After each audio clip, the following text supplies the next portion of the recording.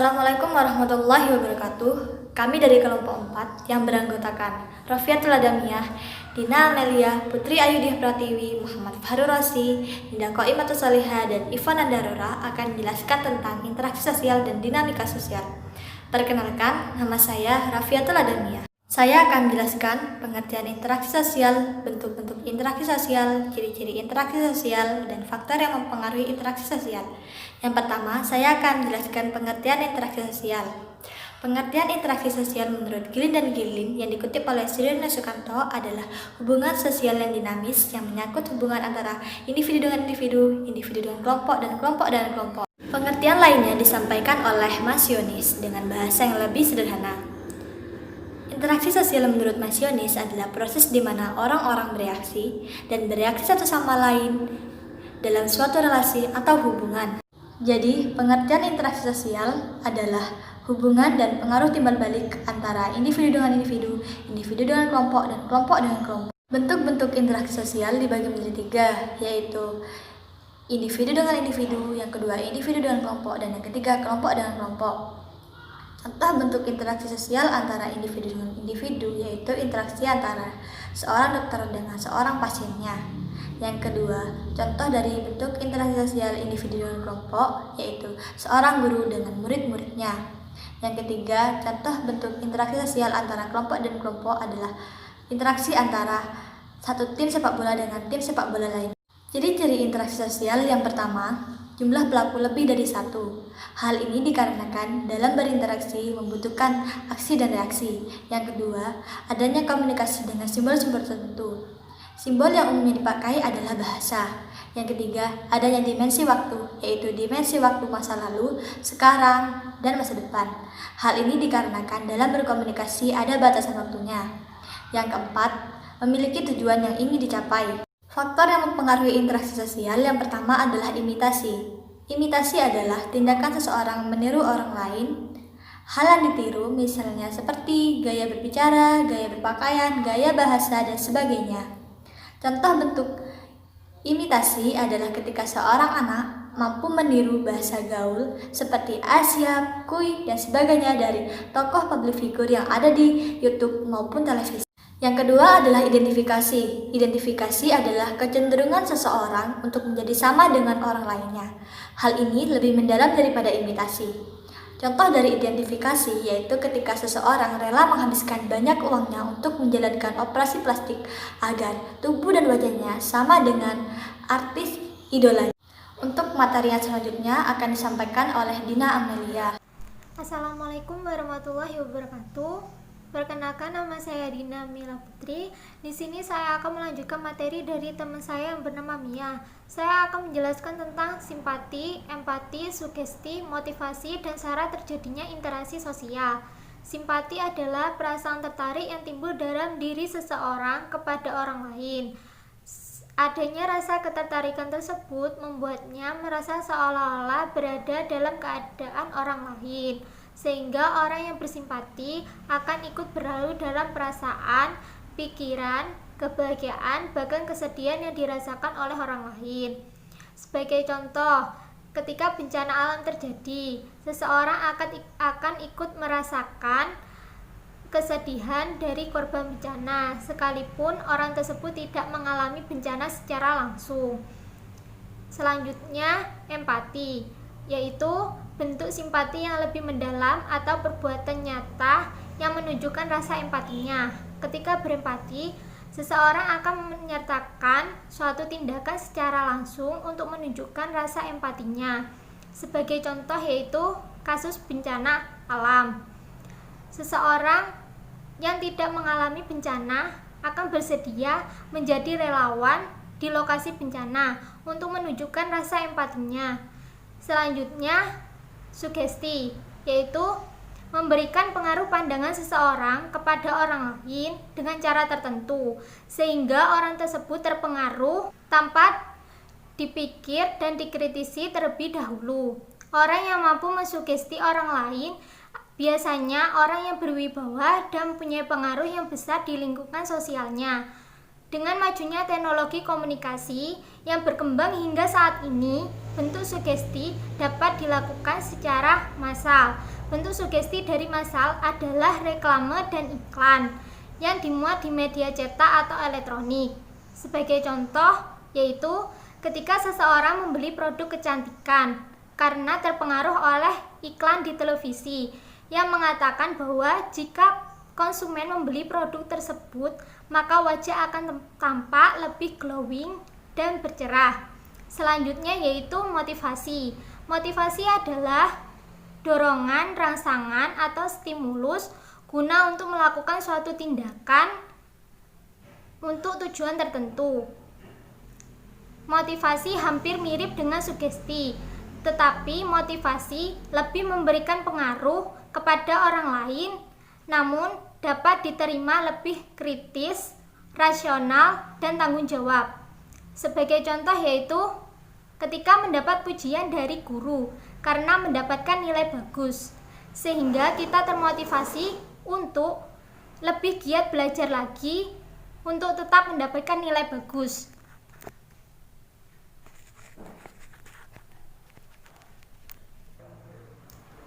Syarat terjadinya interaksi sosial, yaitu kontak sosial komunikasi.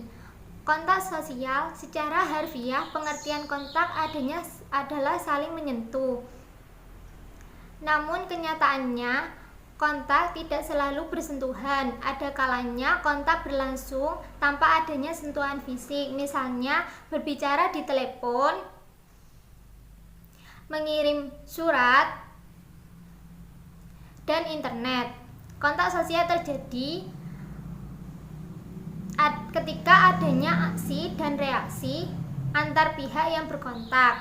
Komunikasi adalah proses penyampaian pesan, ide, atau gagasan dari satu pihak kepada pihak lain agar saling memengaruhi di antara keduanya. Tetapi komunikasi lebih ditekankan pada bagaimana pesan itu diproses. Kontak sosial menurut cara dan tingkatannya dibagi menjadi dua, yaitu kontak sosial primer dan kontak sosial sekunder. Kontak sosial primer adalah kontak sosial yang terjadi secara langsung bertatap muka tanpa melalui perantara. Contohnya berbicara, saling menyapa, tersenyum, dan berjabat tangan. Kontak sosial sekunder kebalikan dari kontak sosial primer, yaitu kontak sosial yang terjadi melalui perantara atau media. Kontak sosial sekunder dibagi lagi menjadi dua, yaitu kontak sosial sekunder langsung dan kontak sosial sekunder tidak langsung. Kontak sosial sekunder langsung yaitu terjadi antara kedua pihak yang saling berhubungan dengan media secara langsung. Contohnya yaitu bertelepon atau video call. Kontak sosial sekunder tidak langsung yaitu kontak sosial yang terjadi melalui hubungan pihak ketiga untuk berinteraksi atau menggunakan media namun tidak berhubungan secara langsung. Contohnya yaitu saling mengirim surat. Terima kasih. Materi selanjutnya akan dijelaskan oleh teman saya. Assalamualaikum warahmatullahi wabarakatuh. Perkenalkan, nama saya Putri Ayudia Pratiwi dari kelompok 4 pengantar ilmu sosial. Di sini saya akan menjelaskan tentang kontak sosial menurut sifat dan bentuknya. Kontak sosial menurut sifat dan bentuknya dibagi menjadi dua, yaitu kontak sosial negatif dan kontak sosial positif. Kontak sosial negatif merupakan kontak sosial yang pengarahannya lebih ke pertentangan dan merusak hubungan yang telah ada, misalnya perkelahian. Yang kedua yaitu kontak sosial positif, kontak sosial yang mengarah kepada bentuk kerjasama dan memperkuat hubungan yang ada, misalnya kegiatan kerja bakti. Selanjutnya yaitu komunikasi. Komunikasi secara garis besar dibagi menjadi dua. Yang pertama yaitu komunikasi verbal. Komunikasi verbal adalah sebuah proses komunikasi yang mana pesannya disampaikan dengan menggunakan kata-kata, baik itu melalui lisan ataupun tulisan. Contohnya, berinteraksi dengan orang lain, membaca koran atau majalah, menulis surat perjanjian, surat lamaran kerja, surat permohonan, dan lain-lain. Dan yang terakhir, berkhutbah dan berpidato di depan banyak orang. Yang kedua yaitu komunikasi nonverbal. Komunikasi nonverbal adalah sebuah proses komunikasi yang mana pesannya disampaikan tidak menggunakan kata-kata, melainkan menggunakan bahasa tubuh, gerak isyarat, ekspresi wajah, dan kontak mata. Begitu juga dengan intonasi, kualitas suara, dan gaya bicara, serta emosi. Yang terakhir yaitu syarat-syarat komunikasi. Syarat-syarat komunikasi yaitu ada 4. Yang pertama ada pengiriman atau sender, yaitu orang yang mengirim pesan kepada pihak lain. Yang kedua penerima atau receiver, yaitu pihak penerima pesan. Yang ketiga yaitu pesan atau message, yaitu isi atau maksud yang akan disampaikan oleh setiap pihak. Yang keempat umpan balik atau feedback, yaitu tanggapan dari penerima atau isi pesan yang disampaikan. Assalamualaikum warahmatullahi wabarakatuh. Perkenalkan, nama saya Muhammad Fahrurosi. Saya akan melanjutkan presentasi dari teman saya sebelumnya. Di sini saya akan menjelaskan tentang bentuk-bentuk interaksi sosial. Menurut Gilin dan Gilin, terdapat 2 bentuk interaksi sosial, yaitu proses asosiatif dan proses disosiatif. Proses asosiatif adalah bentuk proses sosial yang mengarah kepada kerjasama antar pihak. Adapun proses asosiatif yang meliputi 1. Kerjasama, 2. Akomodasi, dan 3. Asimilasi. Kerjasama adalah suatu usaha bersama antar individu atau kelompok untuk mencapai tujuan bersama. Kerjasama terdapat beberapa wujud, yaitu yang pertama koalisi. Koalisi ini adalah bergabungnya 2 atau lebih organisasi yang memiliki kepentingan bersama. Contohnya partai politik yang bergabung dalam satu koalisi untuk memenangkan pemilihan umum. Tawar-menawar atau bargaining. Tawar-menawar ini adalah pelaksanaan perjanjian tukar-menukar barang atau jasa antara 2 pihak atau lebih. Kooptasi. Kooptasi adalah proses penerimaan unsur-unsur baru dalam suatu sistem organisasi. Tujuannya adalah untuk menjaga stabilitas internal organisasi.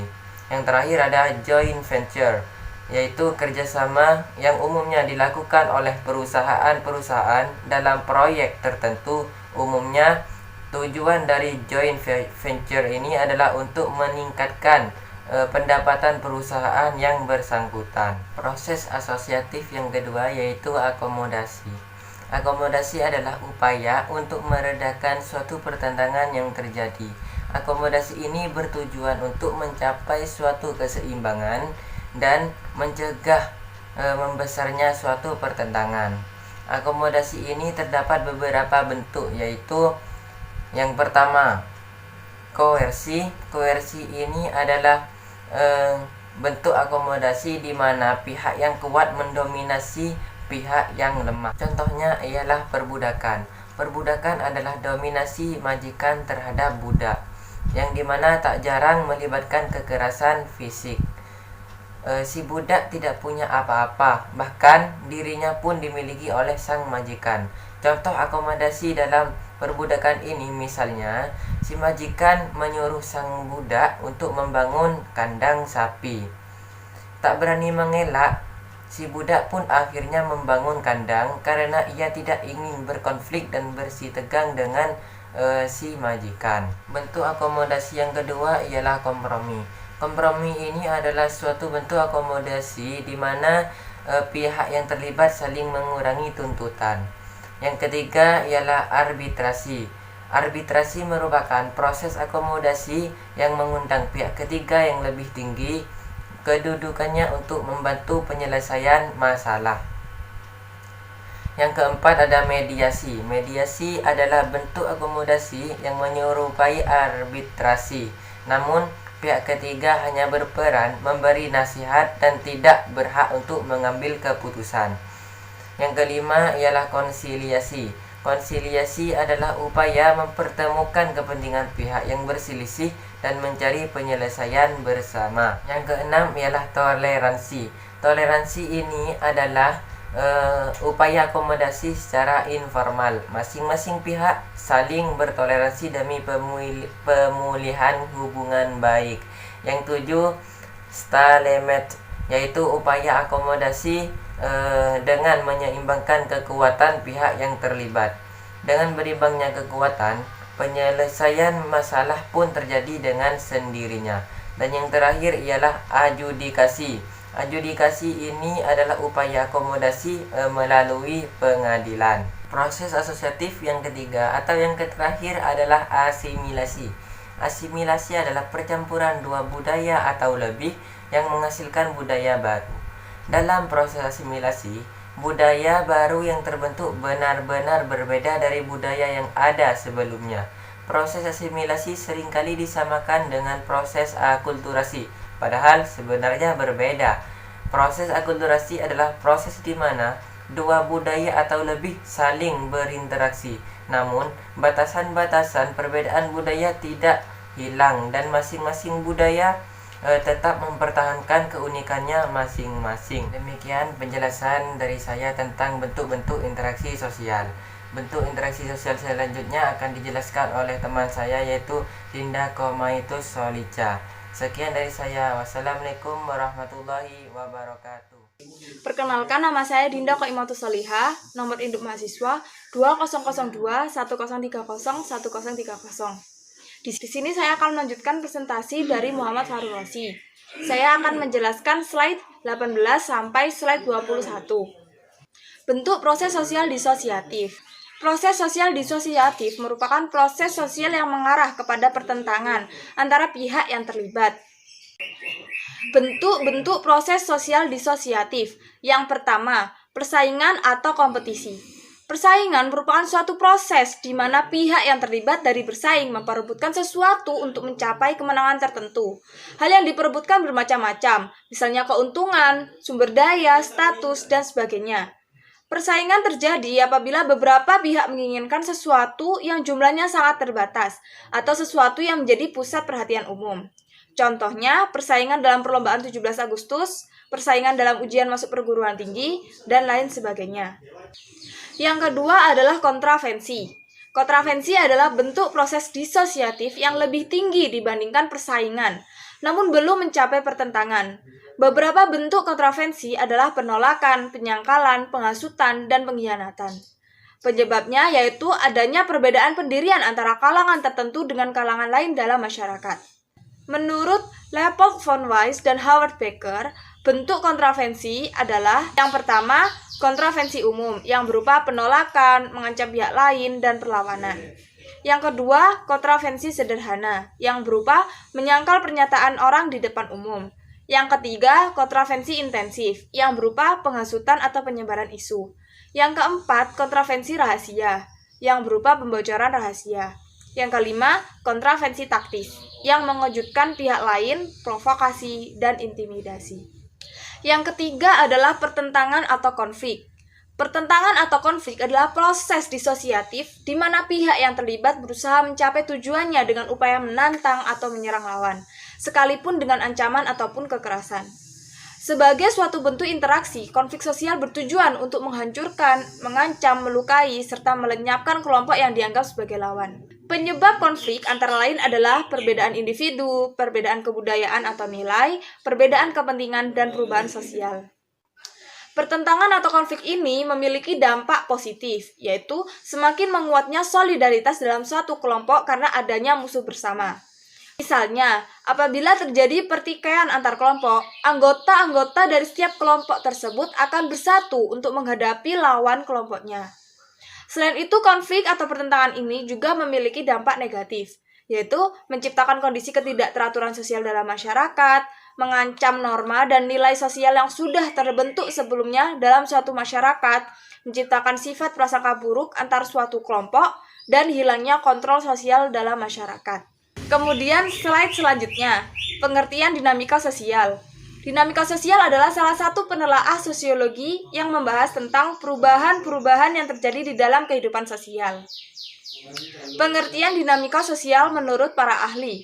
Yang pertama menurut William F. Cockburn. Menurut William F. Cockburn, dinamika sosial merupakan suatu ruang lingkup perubahan sosial yang lebih luas, serta di dalamnya meliputi aspek-aspek yang spesifik, seperti aspek kebudayaan. Aspek kebudayaan tersebut baik yang bersifat material maupun yang imaterial. Aspek kebudayaan ini merupakan aspek yang memiliki peranan penting sebagai pedoman untuk masyarakat dalam menghadapi perubahan dari waktu ke waktu. Yang kedua, menurut Kingsley Davis. Menurut Kingsley Davis, dinamika sosial adalah perubahan-perubahan yang mencakup kehidupan sosial masyarakat dalam skala yang luas.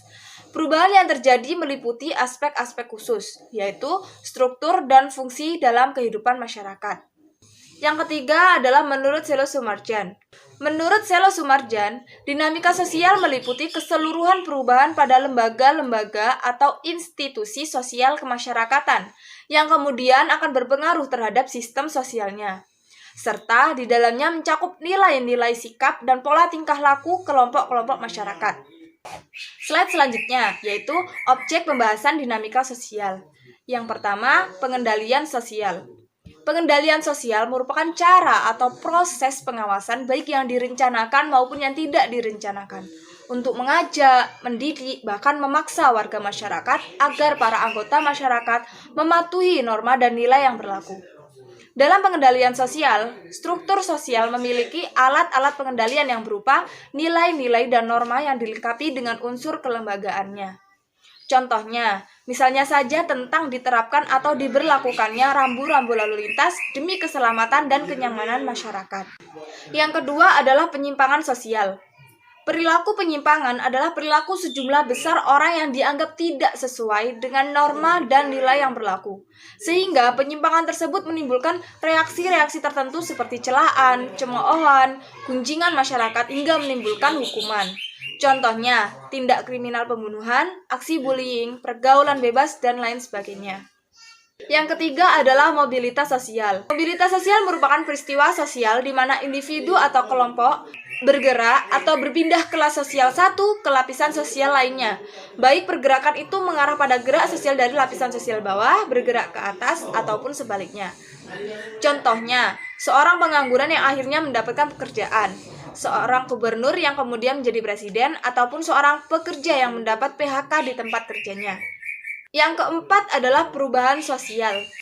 Perubahan sosial adalah pergeseran nilai-nilai, norma-norma sosial, pola-pola perilaku organisasi, susunan lembaga kemasyarakatan, pelapisan sosial, kekuasaan dan wewenang, interaksi sosial, dan sebagainya.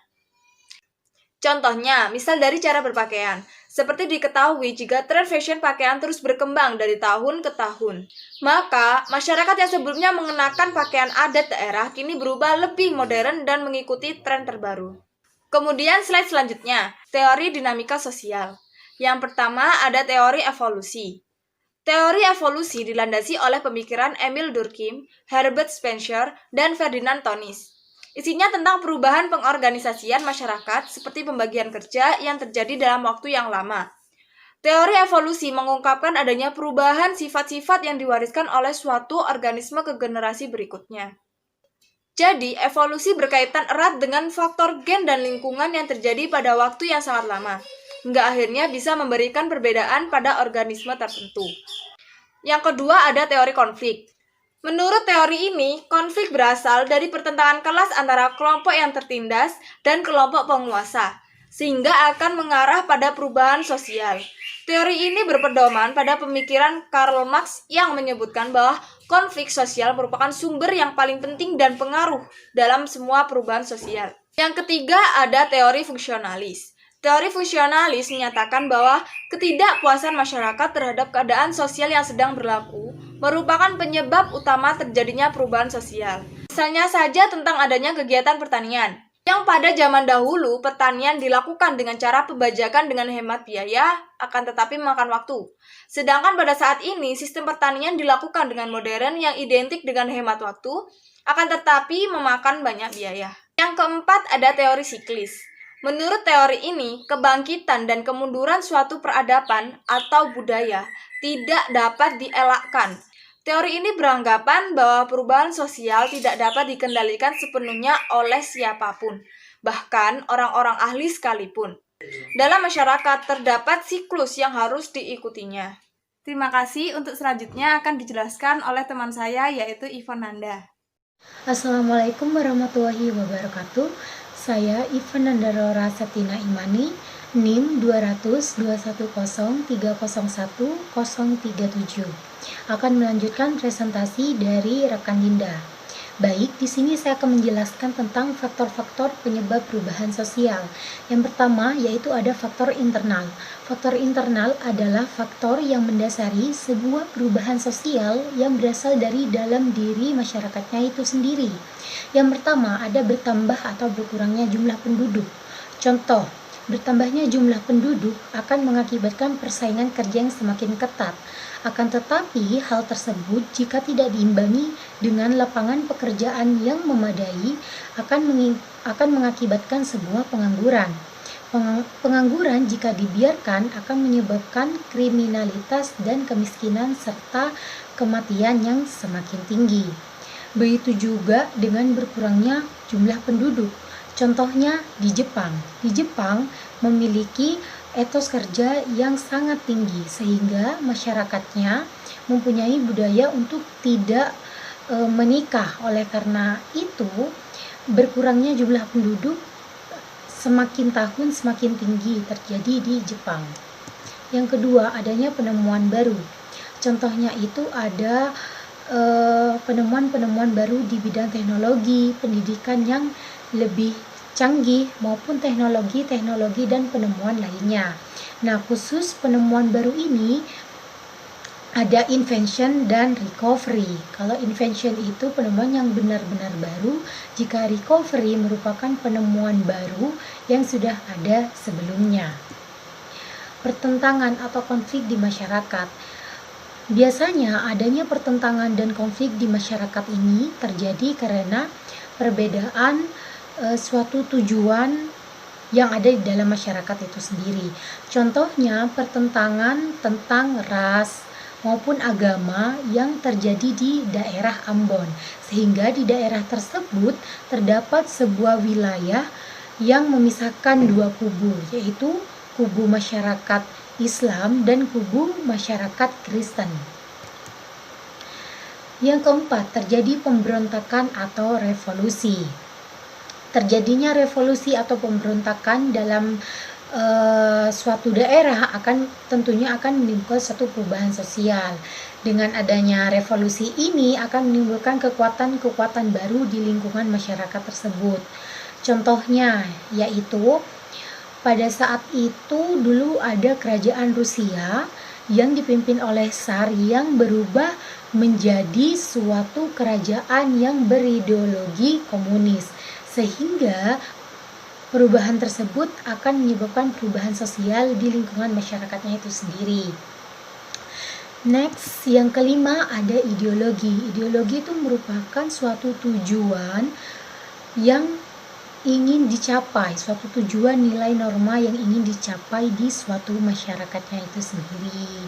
Contohnya seperti suatu negara yang awalnya contohnya berideologi liberalis, kemudian beralih lagi ke ideologi komunis. Tentunya itu akan menyebabkan suatu perubahan yang terjadi di masyarakatnya itu sendiri. Selanjutnya ada faktor eksternal. Faktor eksternal adalah faktor yang mendasari suatu perubahan yang berasal dari luar masyarakatnya itu sendiri. Yang pertama, adanya lingkungan alam fisik yang ada di sekitar manusia. Contohnya nih seperti bencana alam yang tidak dikehendaki oleh masyarakat. Contohnya banjir, tanah longsor, dan lain sebagainya. Masyarakat yang terdampak dalam musibah tersebut otomatis akan melakukan perpindahan dari suatu wilayah ke wilayah lainnya. Contohnya saja seperti masyarakat yang terkena banjir akan melakukan suatu pengungsian di suatu tempat. Nah, di dalam pengungsian tersebut masyarakatnya akan melakukan adaptasi. Di dalam adaptasi tersebut akan terdapat suatu perubahan-perubahan yang terjadi di masyarakatnya itu sendiri. Yang kedua, adanya peperangan. Di dalam peperangan tentunya akan ada dua pihak, yang kalah dan yang menang. Nah, pihak yang menang ini akan mempengaruhi pihak yang kalah. Yang nantinya akan berimbas, pihak yang kalah harus mengikuti apa yang dimau oleh pihak yang menang. Bisa itu dari struktur masyarakatnya, sistem masyarakatnya, seperti itu. Yang ketiga, pengaruh kebudayaan masyarakat lain. Pengaruh kebudayaan masyarakat lain ini bisa dari berbagai macam faktor. Contohnya bisa dari tayangan dari luar negeri, seperti majalah-majalah dari luar negeri yang bisa mengakibatkan suatu perubahan lifestyle atau perubahan gaya hidup yang terjadi di masyarakat, khususnya di masyarakat muda. Selanjutnya, ada ciri-ciri dinamika sosial. Baik, yang pertama memiliki kesamaan motif antara individu satu dengan individu lainnya. Maksudnya yaitu kesamaan motif di sini yaitu adanya dorongan yang mengakibatkan terjadinya suatu proses interaksi dalam kehidupan sosial masyarakat. Kesamaan motif ini yang mendorong terjalinnya suatu kerjasama dengan orientasi tujuan untuk kepentingan bersama-sama, seperti itu. Yang kedua, munculnya dampak-dampak interaksi.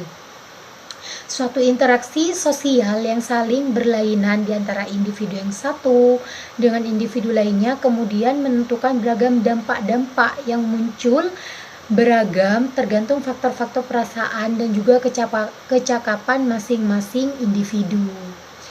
Jadi seperti itu. Yang ketiga, adanya penciptaan tatanan maupun kelompok sosial. Dinamika sosial terkait dengan struktur, di mana di dalamnya terdapat sistem nilai sosial dan juga norma yang jelas serta peran dan kedudukan yang tersistem. Kemudian aspek-aspek inilah yang saling berkesinambungan lalu membentuk tatanan maupun struktur sosial yang baru. Yang terakhir, berlandaskan norma. Bagaimana kita tahu, norma secara umum diartikan sebagai pedoman pola perilaku masyarakat yang bertujuan mengatur interaksi baik antar individu maupun antar kelompok pada suatu kehidupan sosial untuk mencapai tujuan bersama.